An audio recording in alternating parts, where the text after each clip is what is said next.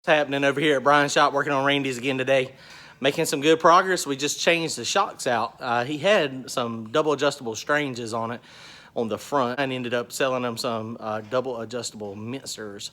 So the Menscer is a much better shock. I mean, they're just bad to the bone. So we just got through swapping those out.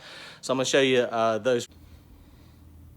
Okay, so this is the strut that he had on there. It's a double adjustable strange. Not a bad shock. Compression is adjustable on the bottom. Extension is adjustable on the top. The thing is, though, is these things are kind of generically valved. So, I mean, with it being a good shock, I mean, it is good, but it's just not going to be as good as something designed for what we're doing. So that's why he went to these Mentzers. And so the Mentzers, not only do you get the great expertise, I mean, they've been running, shocks for a long time. He's been building them for drag radial setup. He has a ton of data, and his customer support is bad to the bone. So his is the similar setup, except it's got this nice little clicky knob. So it's very easy to count the clicks. So it makes it very nice, very easy to do, very easy to adjust. So you got compression and extension. And of course, the reason you want these things double adjustable is because you want to be able to control how much the car separates in the front. That's your extension. And then you also need to be able to control when it sets the front wheels down on how fast it absorbs the weight again. So depending on the track conditions dictate everything. So you're constantly swapping these things around. You're constantly making changes. It just completely depends on what the track is and what you're trying to do. When the track is looser, you put more travel in it. And I don't know, I think I showed y'all these on a different video. These are racecraft travel limiters. So these things are bad too. These are really nice, real easy to do, real easy to adjust. So you tighten them down, and then that would be full tight if the car was sitting on the ground, which it's not. And then you count the number of revolutions. 1, 2, 3, 4, 5, and that's how much travel you have. And then you can measure it, and you just count the rounds. So it's very simple to do, very easy to do.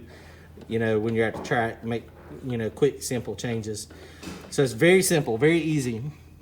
So this one up here is the adjustment for the extension. I'm pretty sure I've got to read the instructions. I read them already, but I already forgot.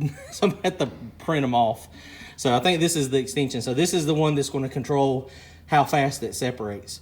And that one is super important. That one combined with the amount of travel you have in the front will determine if it wheelies or if the nose stays down, or if it's going to try to do something crazy. So this one is super important. I guess that's probably why it's on top, easier to get to. The compression one is down. There goes the compression one.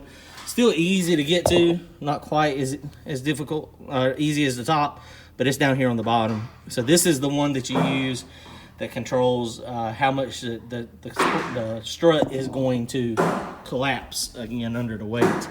So, there again, like I was saying, different track conditions. So we got about this thing. This thing's about ready to button up. We've done a few things here and there. We figured while it was down, go ahead and do the shocks. I think Randy wants to lower the car a little bit. So we may lower it in the back and the front. We'll see how it works out. That's a maybe. I don't know for sure if we're going to do that or not. But now is the opportune time to do it. It's kind of difficult to see, but you can see back in there. There's a little dent back there in the header. It's not major though at all. So I think we're going to just let it ride. You see my terrible welds on that sail, but it holds, it doesn't leak for the most part. So the blower stuff is good. One of his buddies down in Wilmington, those are your professional welds there. Wow, look at that. That is not my welds. It's very easy to see which ones are mine and which ones are somebody else's. So it's fun though. We have a good time. It is what it is. So this thing's ready to go. Something we did do, we didn't notice was a problem. That little bit of smoke the last couple races we had, there was an oil seal on the back of this gear drive, and that seal was pushed out. We didn't have a vent on it, and I mean, I hadn't never really messed with a gear drive, so it had a plug in it. But apparently, when you start turning these things very hard, it does need a vent. Makes sense when you think about it. So we just took this and just tuck it over to the catch can on the firewall over there for the transmission. So it's just doing double duty. So other than that, you know, I did cock this at a little bit of a different angle. Previously, this thing was standing straight up, but the intake, the fuel line here was just a little kinked. And so we didn't really think about it, and it just happened to have it on there sideways, and it worked good. So we left it there. So we're about to, and you can see this thing's got that Holley crank trigger down in there, or cam pickup, I'm sorry. And that thing is pretty cool. I don't know if I'm gonna be able to get the camera down in there to see it or not. But this thing it has a nut, not nut, it's got an aluminum bolt that has a magnet in it. And basically you just drill it and tap it and stick screw it in there, make it flush. And that's your cam pickup. So that's pretty cool. It's pretty awesome. Pretty easy to do. So we're about to now, we're gonna go through the valves real fast. Something else I done a few weeks ago that I thought was going to help. We were filling up our catch can with oil, so we made the big catch can over there, and it's a lot bigger than previous. So you can see it's got that monster filter on it, and it's huge. They're again terrible welds, but it is what it is. But these things are going uphill now, so with these lines going uphill, it should get mostly vapor and condensation, water, moisture, alcohol. And so, that's a big thing. Because if these things are level, then, any oil that gets in that line is going to just simply get pushed that can. So we're close. We're going to do this real fast, get it cranked up, go through the valves. Since it did spin, it knocked the tires off, so it went pretty high in RPM. So we're going to go ahead and take the valve covers off. We've been having valve train issues with this thing anyway. So every few passes, we need to adjust the valves on it. So we made a couple passes, and so we're going to go ahead and do that now. His injectors, I don't know if y'all ever seen that. He's got billet atomizer 800s. So he's got Mac Daddy big injectors. They flow good. So this thing's bad. It's got the Holley Smart Coils on it. They did drop down there, so he's gonna have to do something different there. You can't really get to it in the back. It's got a Holley Smart Coils. I don't know what I think a Drell is on like 5.5, 6 when it gets up into higher RPM. But this thing, this is our newest addition here. Got our adjustable shock zone. Randy is he's gonna do the valves real fast, and we're gonna be good to go. Man, I thought we had lucked out this time on adjusting the valves, but not so much. So got over here to this exhaust. The exhaust side on these use lash caps. And so I noticed when I was trying to adjust it that it didn't feel exactly right. It's kind of hard to see, but that lash cap is supposed to be flat, not concave like that. And so I don't know which caused it, the lash cap or the rocker, but this wheel is now stuck. So I imagine probably what happened is the wheel here got stuck, and then when the roller tip got stuck, then it just started grinding across that lash cap. Now this is a hardened lash cap. I mean, it's not like that thing was made out of freaking normal steel. It is hardened, and it is still beat to death. So luckily he's got spares. I mean, like I said, this blower car, I don't know if it's, we know it's got a great big camshaft, and so that's, part of the issue is that it just requires so much maintenance. So he's going to look now to find more lash caps, and I know he's got some extras because we had to replace lash caps one time before. So he's going to get the lash caps real fast, and then we're going to put this one back on. The other side's back together. That one adjusted out fine. We had nothing that was out of the ordinary, so that's good. So we're going to stick this one back on, and then hopefully we can get this thing fired up real quick, make sure we got good oil pressure, and make sure there's nothing out of the ordinary with it running. But it seems fine. Everything seems to be okay. Okay, so we didn't end up getting that thing fired up. It's got ready to fire up, but it's kind of late at night. And Brian, his primary job out of that shop is he doesn't do a lot of mechanic work out of there. He does both, but he does a lot of body work. So he is getting ready to paint something. And so with the car being inside, you see how we crank these things up, and the methanol is rough. So we didn't want to contaminate the air, so we didn't get it crank it up. But it's ready to crank up. But anyway, I got home and got my valves. This is my new Manley severe duty valves.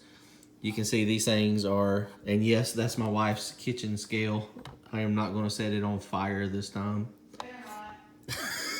She's over in the background going, you better not.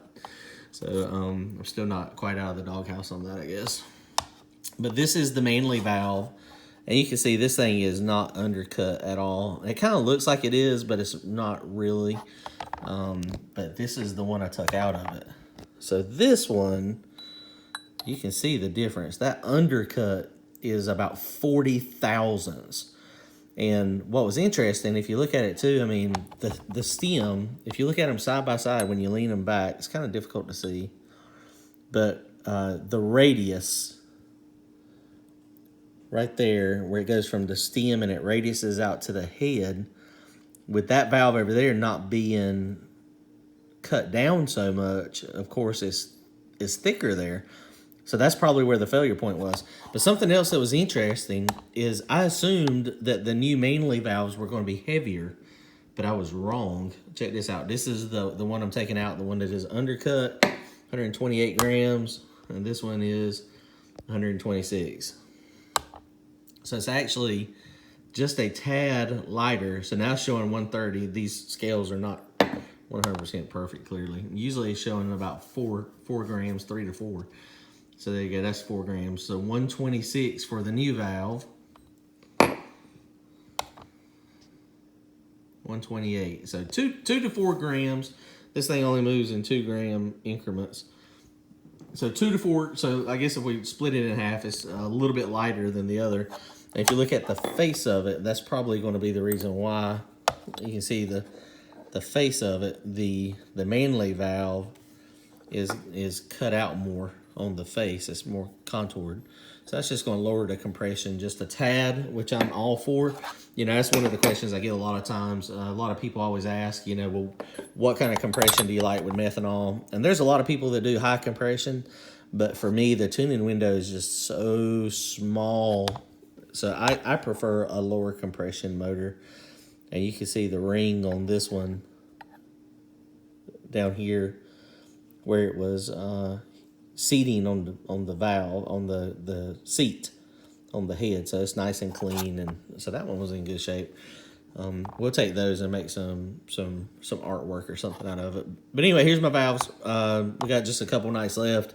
And we'll have Randy's at the racetrack Thursday night. We hope. It probably won't be all in one color. It might have a little bit of, you know, sanding dust on it from where everything got fixed. But we're going to be at the track. All right, see y'all then. If y'all will comment, like, and subscribe. See y'all next time. Go fast and get some win likes. We're going to try on Thursday with Randy's. Thanks.